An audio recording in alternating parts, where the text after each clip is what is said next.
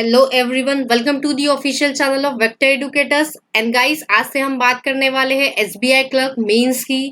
As you all know, SBI clerk prelims का result आ चुका है एंड आई होप जितने भी लोग मेरा सेशन अटेंड कर रहे हैं सभी ने प्रीलियम्स क्लियर कर लिया है। सो आज से हम तैयारी करेंगे एसबीआई क्लर्क मेंस की। तो आज का हमारा टॉपिक है guys sentence rearrangement. So without further ado let's start our session. तो ये है आपका फर्स्ट क्वेश्चन। तो यहाँ पर देखेंगे ये सेंटेंस है या ये पैसेज है, ये डिवाइडेड है 4 सेंटेंस में, A, B, C and D. And ये जो हाईलाइटेड सेंटेंस दिया गया है इसे आपको फर्स्ट सेंटेंस कंसिडर करना है। ओके, हर क्वेश्चन में ये जो हाईलाइटेड वाला सेंटेंस होगा आपको इसे आपका फर्स्ट सेंटेंस कंसिडर करना है एंड इसके बाद आपको कनेक्शंस बनाने हैं। ओके, आपको मतलब कि एक मतलब ये पूरा जो पैसेज है, ये पूरे जितने भी सेंटेंस दिखाई दे रहे हैं इन्हें एक मीनिंगफुल पैराग्राफ में कन्वर्ट करना है। तो आपको देखना है कि ये जो फर्स्ट सेंटेंस है, इस फर्स्ट सेंटेंस के बाद कौन सा सेंटेंस आएगा, देन उस सेंटेंस से कनेक्ट करता हुआ नेक्स्ट सेंटेंस आएगा। And as you can see here there are 5 options. तो आपको बताना है कि इनमें से कौन सा ऑप्शन आपका सही आंसर होगा।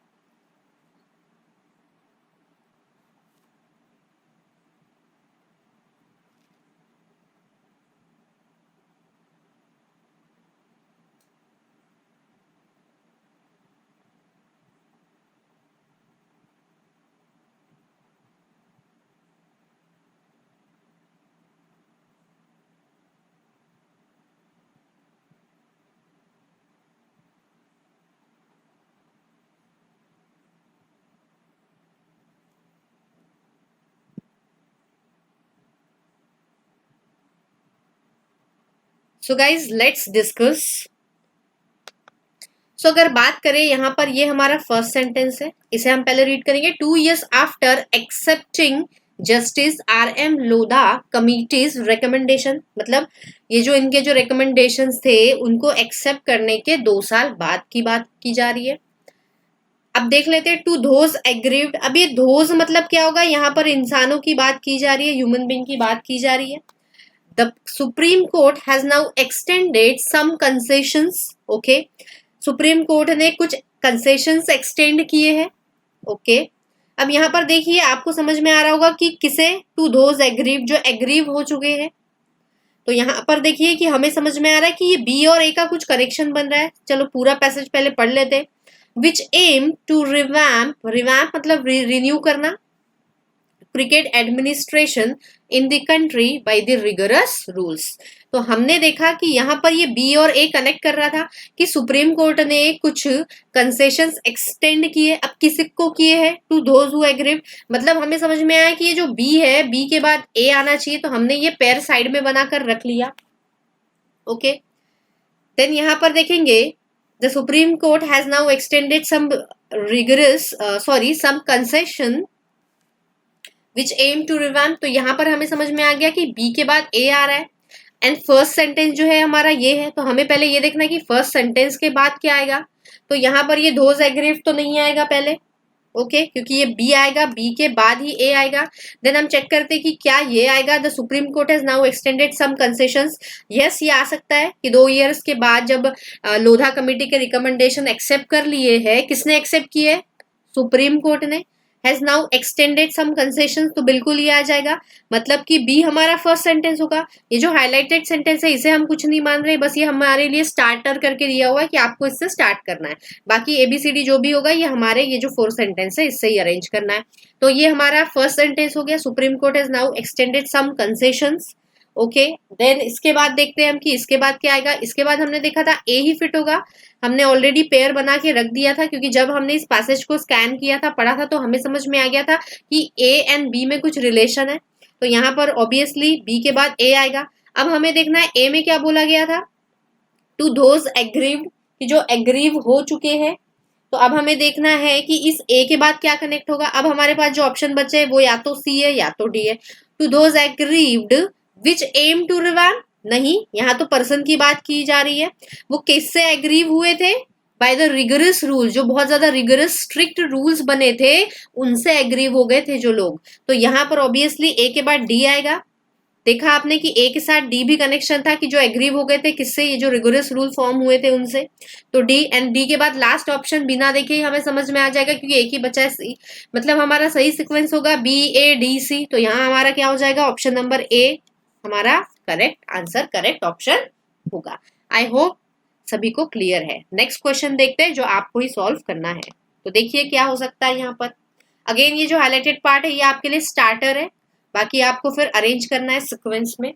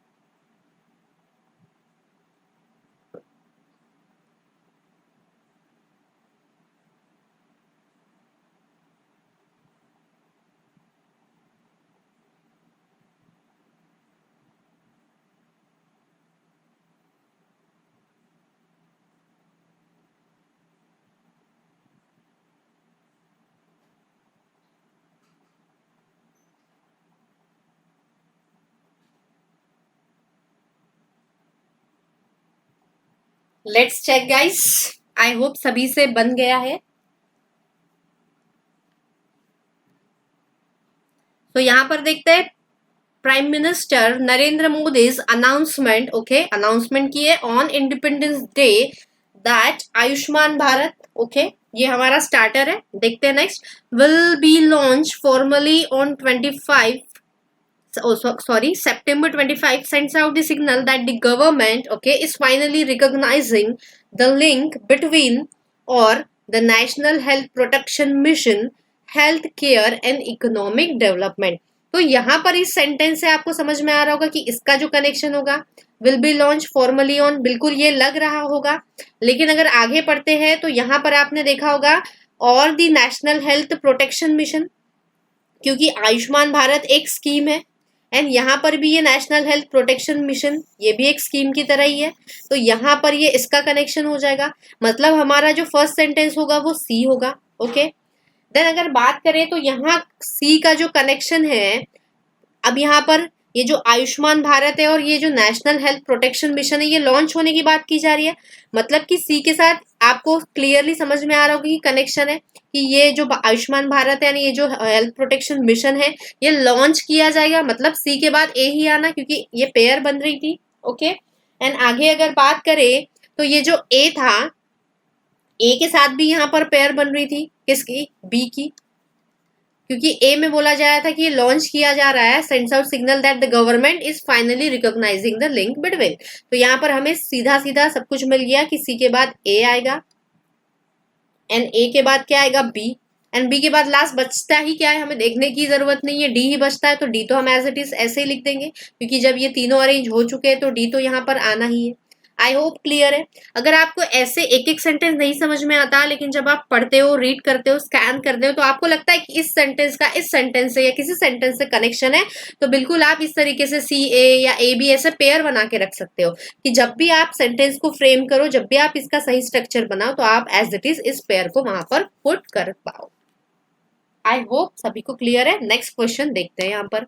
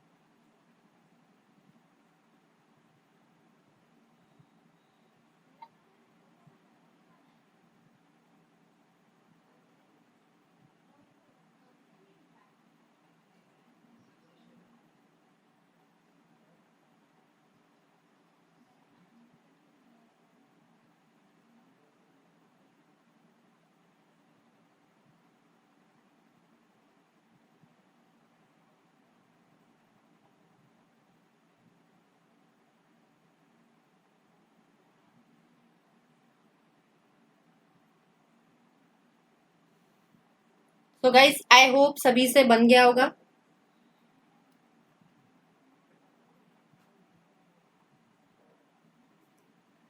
तो यहाँ पर हम देखेंगे सबसे फर्स्ट जो सेंटेंस है, a resurgent monsoon brought Kerala to its knees on Wednesday. Okay, monsoon की वजह से कुछ दिक्कतें हुई है, तो ये हमारा फर्स्ट सेंटेंस है। देन इससे कनेक्ट हुआ सेंटेंस, पहले हम इस पैसेज को जल्दी से क्विकली पढ़ लेंगे। So lay crippled as the circle of destruction widened. Okay, यहाँ पर ये क्रिपलिंग का मतलब होता है कि फिजिकली डिफॉर्मेशन हो जाता है किसी चीज का। डिफॉर्म मतलब जो जैसी होती है उससे चेंज हो जाना, या बोल सकते हैं हम लोग डिसेबल हो जाना, डिसेबल्ड होते हैं, या फिर कोई इंजुरी आ जाना, या कोई डिफॉर्मेशन हो जाना। ओके, इसे हम कहते हैं क्रिपल्ड। तो यहाँ पर बोला जा रहा है ले crippled as the circle of destruction widened. Okay, with the state tottering. Tottering, अब ये टॉटर का मतलब क्या होता है? स्टैगर करना, लड़खड़ाना।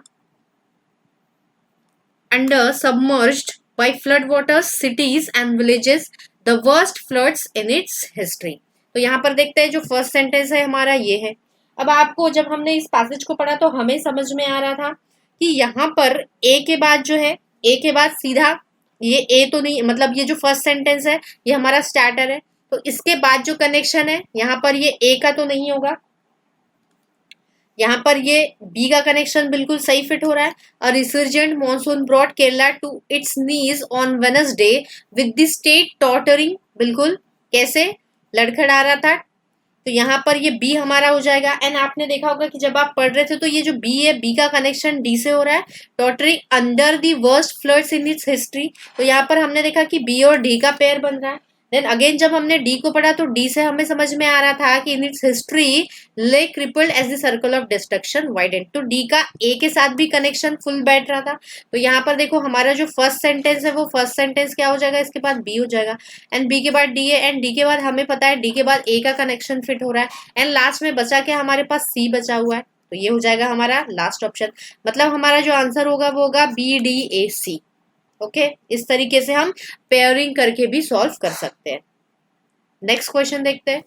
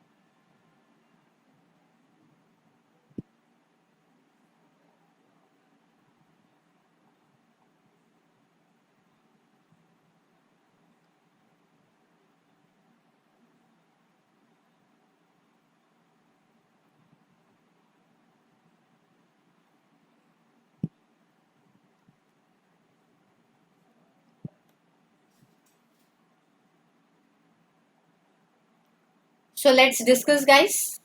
यहाँ पर जो दिया हुआ है स्टार्टर जो सेंटेंस है वो है to open the space for different forms of privatisation and financialisation. Okay, ये फर्स्ट सेंटेंस है।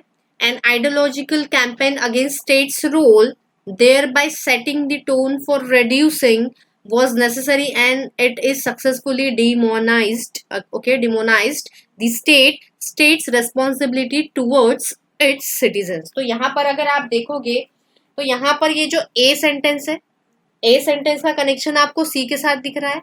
An ideological campaign against state's role was necessary. Okay, तो यहाँ पर हम ए और ए के साथ पेयर में सी को बना लेंगे। देन नेक्स्ट अगर देखोगे कि ये जो सी में बोला था was necessary and it successfully demonise the state, इसके साथ जो सेंटेंस कनेक्ट हो रहा है ये thereby setting the tone for reducing. तो यहाँ पर ये जो सेंटेंस सी है, सी के साथ बिल्कुल बी फिट हो रहा है यहाँ पर, तो सी के बाद बी आना चाहिए। सो हमारा जो फर्स्ट सेंटेंस होगा इसके बाद to open the space for different forms of privatisation and financialisation, तो इसके बाद हमारा जो फर्स्ट सेंटेंस होगा या तो ए होगा या तो सी होगा। अब यहाँ पर हम ए चेक करते हैं, फाइनेंशियलाइजेशन एंड आइडियोलॉजिकल कैंपेन बिल्कुल हो सकता है अगेंस्ट स्टेट रोल, तो इसके बाद ये ए सेंटेंस बिल्कुल आ सकता है। सी देख लेते हैं, सी आ सकता है क्या, was necessary and successfully demonise the state, बिल्कुल नहीं आएगा। मतलब कि ये जो हमारा स्टार्टिंग सेंटेंस है, स्टार्टिंग सेंटेंस के बाद ए आएगा एंड ए के बाद हमें पता है सी आएगा, सी के बाद बी आएगा एंड लास्ट जो हमारा बच रहा है ये ऑप्शन नंबर डी है। मतलब हमारा सही सीक्वेंस जो होगा वो होगा ए सी बी डी। तो यहाँ पर A C B D option number सी।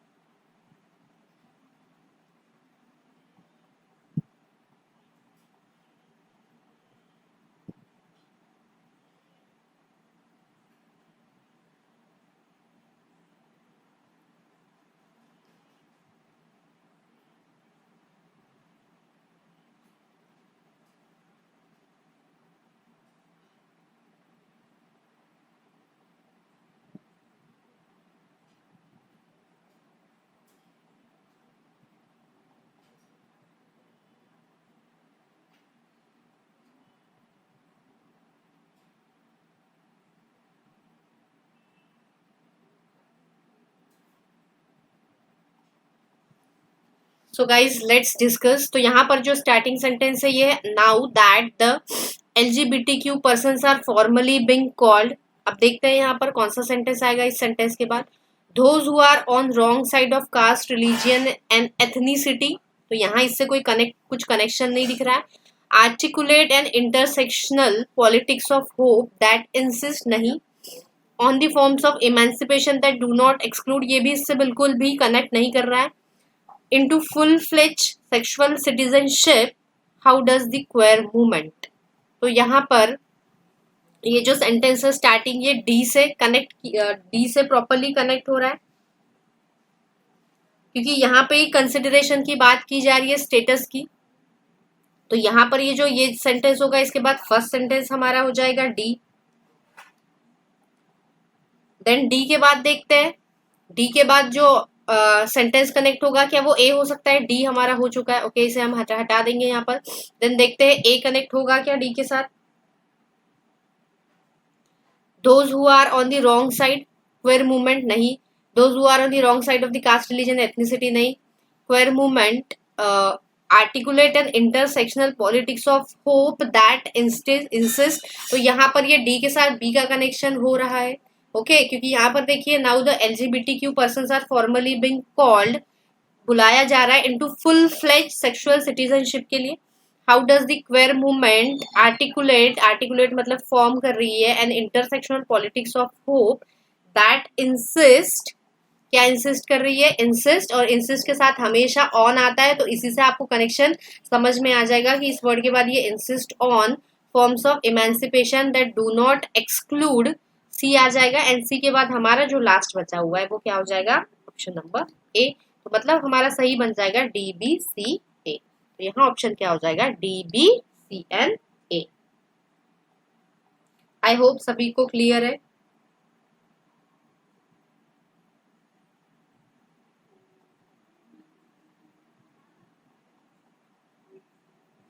क्योंकि गाइज यहाँ पर जो बात की जा रही थी ये एलजीबीटीक्यू पर्सन्स के बारे में,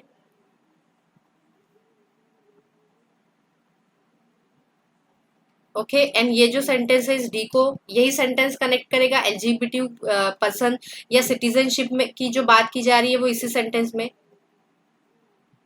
तो जो सही ऑप्शन होगा वो क्या होगा? डीबीसी है।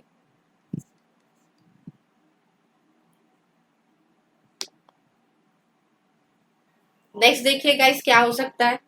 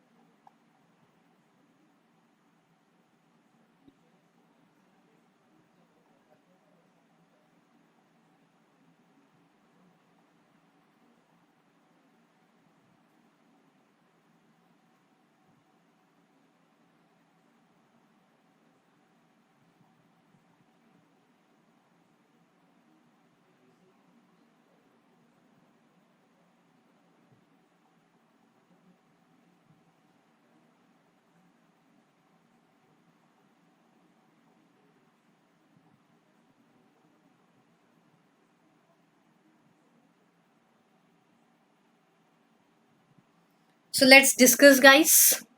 यहाँ पर देखेंगे स्टार्टिंग सेंटेंस है since the competitive examinations are necessary. Okay, अब देख लेते हैं they naturally attract a huge number of okay few hundred और a few thousand seats candidates who compete only for to acquire entry into district destinations. तो जैसे कि हमने ये स्टार्टिंग सेंटेंस पढ़ा कि कॉम्पिटिटिव एग्जाम्स आर नेसेसरी, तो क्यों नेसेसरी है एंड इसका जो रीजन हमें यहाँ पर दिखाई दे रहा है, इससे ये सेंटेंस कनेक्ट कर रहा है डी।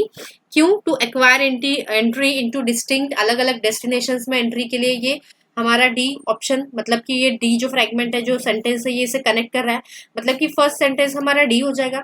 एंड डी के बाद चेक करते हैं destinations, they naturally attract a huge number of. अब डी के बाद हमारे पास ऑप्शन क्या बचा हुआ है, ए बचा हुआ है, बी बचा हुआ है, सी बचा हुआ है। तो हम देखते हैं कि ए कनेक्ट हो सकता है क्या, distinct destinations, they naturally attract, ये कंप्लीट है, then they naturally attract a huge number of, ये बिल्कुल आ सकता है डी के बाद ए, लेकिन अभी हम इसे होल्ड करके रखते हैं। हम बी और सी को भी चेक कर लेंगे कि क्या वो डी के बाद फिट होगा, क्योंकि यहाँ पर थोड़ा कंफ्यूजन लग रहा है। तो देखते हैं यहाँ पर डी के बाद, हाँ डी के बाद बी चेक करते हैं अब। Okay, distinct destination few hundred और फ्यू थाउजेंड सीट्स, नहीं बिल्कुल यहाँ पर डी के साथ ये ग्रामेटिकली भी कनेक्ट नहीं कर रहा है। देन सी चेक कर लेते हैं distinct destinations candidates who complete for उन, नहीं बिल्कुल नहीं हो रहा, मतलब डी के बाद क्या आएगा, डी के बाद ए ही आना चाहिए। तो डी के बाद ए आया, अब डी हो गया हमारा, ए भी सेंटेंस हो गया। अब हमारे पास बी एंड सी है, तो हम चेक करेंगे ए के बाद, एक में क्या बोला है, दे नेचुरली अट्रैक्ट करते अ ह्यूज नंबर ऑफ, क्या अ ह्यूज नंबर ऑफ, क्लियरली यहाँ पर दिख रहा है हमें कैंडिडेट्स को ही करेगा, अब फ्यू हंड्रेड और फ्यू थाउजेंड सीट्स तो नहीं होगा, है ना। They naturally attract a huge number मतलब यहाँ पर पर्सन की बात की जा रही है, तो यहाँ पर कैंडिडेट्स हो जाएंगे हु कम्पीट ओनली फॉर, मतलब कि सी एंड सी के बाद ऑब्वियसली एक ही ऑप्शन बचा हुआ है, वो ऑप्शन है बी, तो हमारा सही ऑप्शन हो जाएगा, सही आंसर हो जाएगा डी ए सी पी। तो यहाँ पर ये जो आंसर है हमारा ये होगा D A C P. Next question देखते हैं।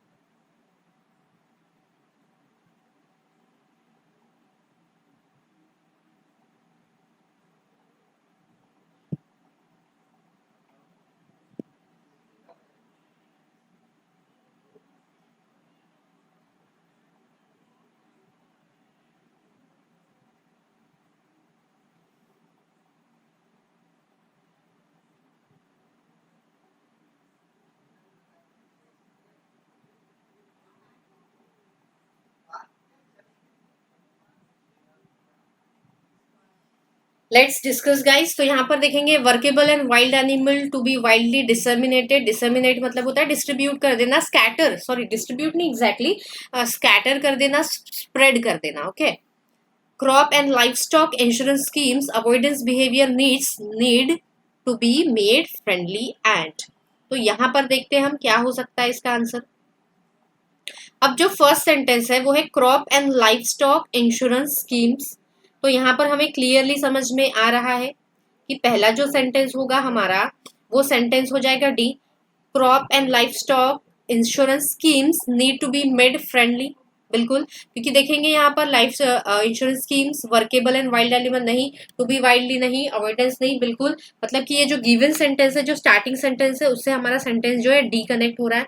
एंड डी से अगर देखेंगे तो क्या बोला जा रहा है, need to be made friendly and से जो कनेक्ट होगा यहाँ पर क्लियरली आपको दिखाई दे रहा है, workable comma and wild animal, तो फिर डी के बाद ए आ जाएगा। अब ए के बाद जो कनेक्ट कर रहा है सेंटेंस वो क्या होगा, यहाँ पे भी हमें समझ में आ रहा है, टू बी वाइल्डली डिसेमिनेटेड तो नहीं होगा, ए से जो कनेक्ट होगा वो होगा and wild animal avoidance behaviour needs, तो बिल्कुल यहाँ पर ये हो जाएगा सी।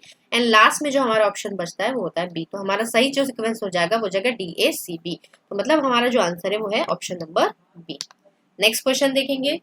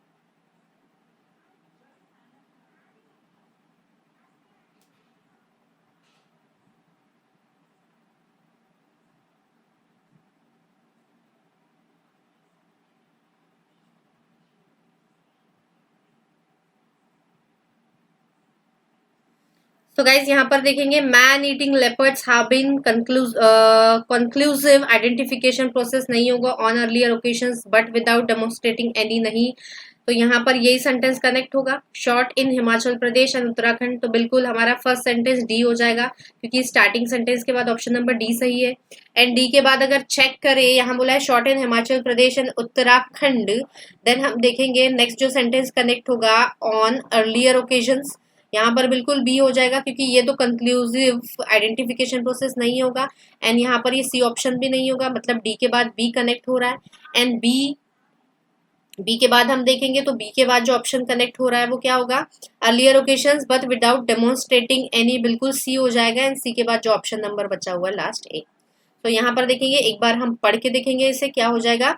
Man eating leopards have been shot in Himachal Pradesh and Uttarakhand on earlier occasions but without demonstrating any conclusive identification processes, तो हमारा सही ऑप्शन हो जाएगा DBCA, तो हमारा सही आंसर होगा DBCA। नेक्स्ट देखते हैं, history of the minority opinions in having been right all along getting recognised much later as India's Supreme Court has had a important fundamental rights cases, तो यहाँ देखेंगे क्या हो सकता है आंसर। आई होप सभी से ये क्वेश्चंस बन रहे हैं। एंड मैं अगर बात करूँ एग्जाम की, तो एग्जाम पे ही बेसिक ही क्वेश्चंस आते हैं गाइस, लेकिन उसकी लेंथ बढ़ा दी जाती है थोड़ा आपको डराने के लिए, तो डरने की कोई बात नहीं होती। आप इजीली काम माइंड से अगर ध्यान दे के देखो तो सारी चीजें इजी होती है एंड इजीली सॉल्व हो जाता है।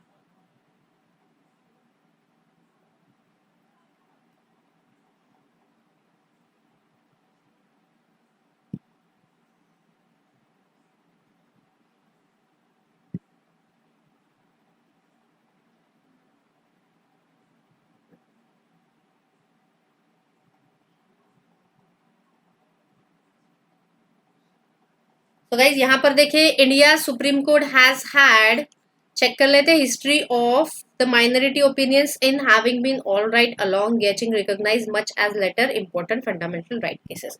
तो गाइज दो मेथड से कर रहे हैं। पहले मैंने आपको पेयरिंग वाला बता दिया था कि जैसे अगर आपको लग रहा है कि कोई सेंटेंस का किसी से कोई कनेक्शन है तो आप पेयरिंग बना के बिल्कुल रख सकते हैं। एंड अगर पेयरिंग नहीं बन पा रहा है तो सीधे आप एक एक सेंटेंस को यहाँ पर फाइंड कर सकते हैं। तो यहाँ पर देखिए फर्स्ट सेंटेंस क्या हो जाएगा, India supreme court has had a history of minority opinions, या हैविंग बीन नहीं, ये भी नहीं होगा, ना सी होगा। तो यहाँ पर इसके बाद जो हो जाएगा ये ए सेंटेंस हमारा फर्स्ट ऑप्शन होगा। और ए सेंटेंस अगर हमारा फर्स्ट ऑप्शन होता है तो हमें आगे सॉल्व करने की जरूरत ही नहीं है। हमेशा आपको ऑप्शंस को ध्यान रखते हुए सॉल्व करना होता है, क्योंकि यहाँ पर देखेंगे कि सिर्फ ऑप्शन नंबर सी में ए फर्स्ट सेंटेंस है, मतलब कि हम सीधा यहाँ पर इसको मार्क कर देंगे, क्योंकि ये जो स्टार्टिंग सेंटेंस है इसके बाद बाकी कोई सेंटेंस कनेक्ट नहीं हो रहा है। तो सीधा हमारा ऑप्शन नंबर सी क्या हो जाएगा, आंसर। हमें सॉल्व करने की जरूरत ही नहीं है, क्योंकि बाकी सभी में ऑप्शन मतलब फर्स्ट सेंटेंस ए कहीं भी नहीं है इन बाकी 4 ऑप्शंस में। आई hope it is clear. Next देखते हैं गाइस, ये लास्ट क्वेश्चन है हमारे सेशन का।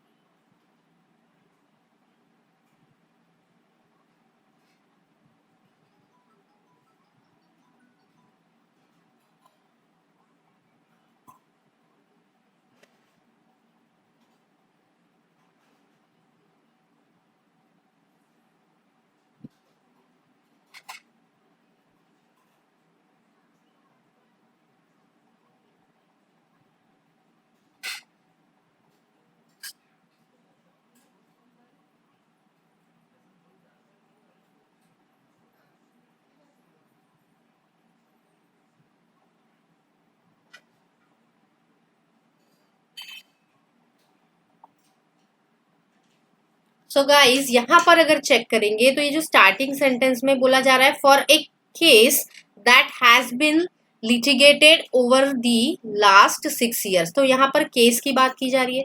तो इसके बाद ऑब्वियसली जो सेंटेंस आएगा उस केस के बारे में बात करेगा। ओके, या तो फिर इस केस पर जो डिसीजन लिया है कोर्ट ने उसकी बात की जाएगी। तो यहाँ पर या तो इस केस के बारे में बात होगी, या तो जो डिसीजन लिया है उस डिसीजन या इस केस के सिग्निफिकेंस इंपॉर्टेंस के बारे में बात होगी। इसके बाद जो सेंटेंस आएगा, तो यहाँ पर अगर हम चेक करेंगे सेंटेंसेस तो हम देखते हैं कौन सा सेंटेंस इसके बाद आएगा। Involving 38 days of final hearings and has finally ended in of Aadhaar settles too few questions on the matter. The Supreme Court's final verdict on the validity. 3 judgments totaling 3.5 lakh words. तो यहाँ पर देखेंगे clearly हमें समझ में आ रहा है कि हमने देखा कि यहाँ केस की बात की जा रही है, तो या तो इस केस के इंपॉर्टेंट सिग्निफिकेंस की बात होगी, या तो जो भी डिसीजन, और ये डिसीजन हमें दिखाई दे रहा है इस ऑप्शन नंबर ए में। तो मतलब कि ऑप्शन नंबर ए जो होगा ये हमारा अगेन फर्स्ट सेंटेंस होगा। और ऑप्शंस में अगर देखें तो यहाँ ही हमें सिर्फ इसी ऑप्शन में, ऑप्शन नंबर सी में फर्स्ट सेंटेंस ए दिखाई दे रहा है। सो हमारा जो आंसर होगा वो ऑप्शन नंबर सी होगा। तो आंख बंद करके हम ऑप्शन नंबर सी को हमारा आंसर मार्क कर सकते हैं। सो गाइस, हमेशा याद रखना है आपको कि जब भी आप कुछ सॉल्व करो तो आपको ऑप्शंस में जरूर ध्यान देना है, क्योंकि आधी चीजें ऑप्शन से ही सॉल्व हो जाती है। I hope it is clear. तो guys, thank you very much. आने वाले सेशंस में हम बहुत सारी चीजें, बहुत सारी ट्रिक्स देखने वाले। सो गाइस, बने रहिए मेरे साथ। Thank you very much. Keep liking, sharing my videos. Thank you very much.